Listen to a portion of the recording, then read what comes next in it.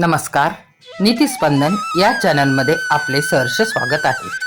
आज आपण या व्हिडिओमध्ये पाहणार आहोत चैत्री अमावस्या याबाबत विशेष अशी माहिती.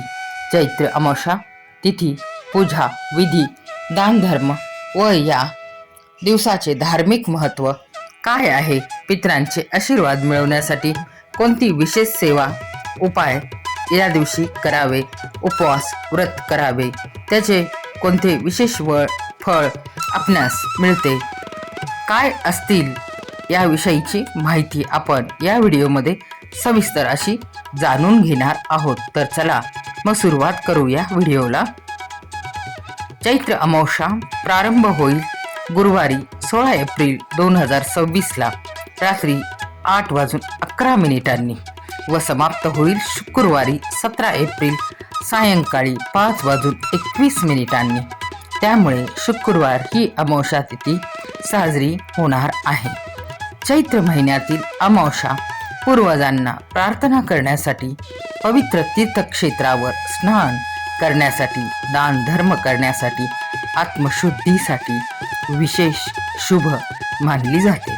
या दिवशी अंघोळीच्या पाण्यात थोडेसे काळे तीळ टाकून अंघोळ करावी. अमावस्या तिथीला जर आपण काळे तीळ पाण्यात टाकून अंघोळ केली तर राहूकेतूचा त्रास, कुंडलीतील काल सर्पदोष, साडेसाती अशा प्रकारचे त्रास हे हळूहळू जीवनातून कमी व्हायला लागतात. प्रत्येक अमावस्याला हा उपाय अवश्य करावा, सातत्याने करावा.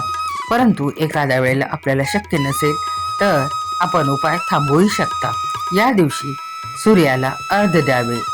तांब्यात पाणी, हळदी, कुंकू, अक्षता, थोडेसे काळे तीळ टाकून. यामुळे आयुष्यात सकारात्मकता येते, पितृदोष दूर होण्यास मदत होते, श्री शनी दोष देखील हळूहळू दूर होतात. एका तांब्यात पाणी व काळे तीळ टाकून दक्षिण दिशेकडे आपले तोंड करून हे जल दक्षिण दिशेकडे पाहून ओम पितृदेवताय नमः असे 3 वेळा म्हणत अर्पण करावे.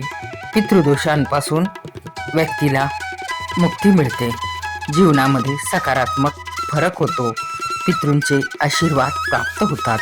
घराच्या मुख्य दरवाजावर ओल्या कुंकवाने शुभ लाभ लिहावे. उंबऱ्याला हळदीचे लेपन करावे. त्या ठिकाणी एक तुपाचा किंवा मोहरीच्या तेलाचा दिवा लावावा. यामुळे देखील आपल्या जीवनामध्ये सकारात्मक बदल बघायला मिळू शकतात. देवघरात तुपाचा दिवा लावावा. त्यात चिमूटभर हळद टाकावी. अमावस्या तिथी ही लक्ष्मी देवींना अतिशय प्रिय आहे, त्यामुळे लक्ष्मी देवींची कृपा होते. घरात श्रीयंत्र असेल तर त्यावर कुंकुमार्चन करावे. कवड्या गोमती चक्रांची पूजा करावी. श्री लक्ष्मी देवींच्या फोटो, प्रतिमा, मूर्तीवर कुंकुमार्चन करावे. तसेच कुंजिका स्तोत्र, महालक्ष्मी अष्टक, लक्ष्मी चालिसा वाचावी किंवा ऐकावी. याने देखील आपल्या जीवनामध्ये अतिशय सुंदर फरक पाहायला मिळतो. या दिवशी दुर्गा सप्तशतीचा पाठ अवश्य करावा, त्याचे उत्तम असे फळ प्राप्त होते. दक्षिण दिशेला कावळ्यासाठी दही भाताचा नैवेद्य अनेक जण ठेवत असतात. हा उपाय प्रत्येक जणच करत असल्यासारखा करत असतो. मुख्य दरवाजावरून दही भात उतरून एखाद्या झाडाखाली ठेवावा. त्याचा उपयोग पक्ष्यांना झाला पाहिजे. घरातील नकारात्मकता निघून जाईल. हा उपाय सफल होईल, आपल्याला फायदा मिळेल. एक न सोललेला नारळ घ्यावा. मुख्य दरवाजावरून 7 वेळा उतरून एखाद्या झाडाखाली नेऊन ठेवावा. त्यामुळे घराला लागलेली वाईट नजर, दृष्टी, नजरबाधा कमी होते व घरामध्ये सकारात्मकता वाढीस लागते. एक न सोललेला नारळ घेऊन एखादी घरातील व्यक्ती वारंवार आजारी पडत असेल तर त्या व्यक्तीवरून 7 वेळा तो नारळ उतरून एखाद्या झाडाखाली किंवा निर्जन स्थळी ठेवून यावा. आजारी व्यक्तीमध्ये सकारात्मक बदल होताना दिसून येतील. हळूहळू त्या व्यक्तीचे आरोग्य सुधारायला सुरुवात होईल. घरातील कर्त्या व्यक्तीला जर कामात यश मिळत नसेल तर त्या व्यक्तीवरून देखील न सोललेला एक नारळ 7 वेळा उतरून एखाद्या झाडाखाली ठेवून यावावा. आपली कामे मार्गी लागतील.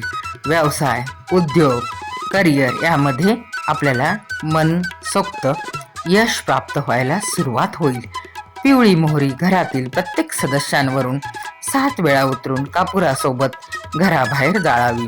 घरातील व त्या व्यक्तींच्या जीवनातील नकारात्मक दोष दूर होतात. जीवन आनंददायी, सुखदायी व्हायला सुरुवात होते.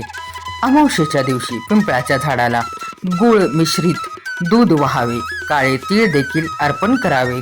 11 किंवा 21 प्रदक्षिणा कराव्यात. प्रदक्षिणा करताना ओम नमो भगवते वासुदेवाय नमः हा मंत्र जपावा. यामुळे पितृदोषांपासून आपल्याला मुक्ती मिळते.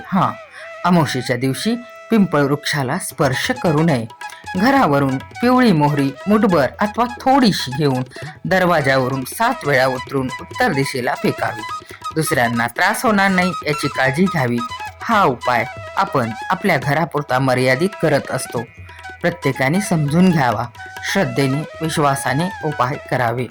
पिंपळाच्या झाडाखाली तिळाचे तेल टाकून कणकेचा दिवा लावावा. विविध समस्यांपासून व्यक्तीला आराम मिळतो.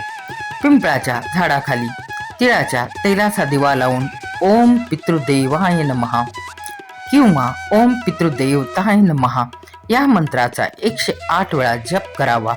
ओम नमो भगवते वासुदेवाय नमः या मंत्राचा 108 वेळा जप करावा. आपल्यावर श्री विष्णुदेवांची कृपा होते. पितृदोष दूर होतात. प्रत्येक अमावस्येला हा उपाय अवश्य करावा. एखाद्या वेळेला आपल्याला नाही जमले तर वाईट वाटून घेऊ नये, परंतु सातत्य अवश्य ठेवावे. घराच्या ईशान्य दिशेला लाल रंगाचा कलाव्याचा दिवा लावावा. आपले देवघर ईशान्य दिशेला असेल तर उत्तम, अथवा उंबऱ्यावरती देखील हा दिवा तुम्ही लावू शकता. उंबऱ्यावर एखादी वाटी किंवा मातीची पंती घेऊन त्यात कापूर, थोडे तांदूळ, काळे तीळ, पिवळी मोहरी जाळावी. हे जळेपर्यंत धूर निघतो व तो घरात पसरतो. तोपर्यंत आपण एखादा मंत्र म्हणत राहावा. ओम गम गणपते नमः, ओम एम श्री महालक्ष्मी नमः असे म्हणू शकता. नंतर हे सर्व जळून शांत झाल्यावर ती पंती एखाद्या झाडाखाली नेऊन ठेवावी. अशा प्रकारे आपण उपाय करून आपल्या जीवनात सुख, शांती आणू शकता. नकारात्मकता घालवून सकारात्मकता वाढवू शकता. श्रद्धा, विश्वास ठेवून हे उपाय अवश्य करा. आपल्याला फरक नक्कीच दिसून येईल. श्री स्वामी समर्थ. जय जय स्वामी समर्थ. श्री स्वामी समर्थ. प्रसन्न स्वामी समर्थ. अशक्यही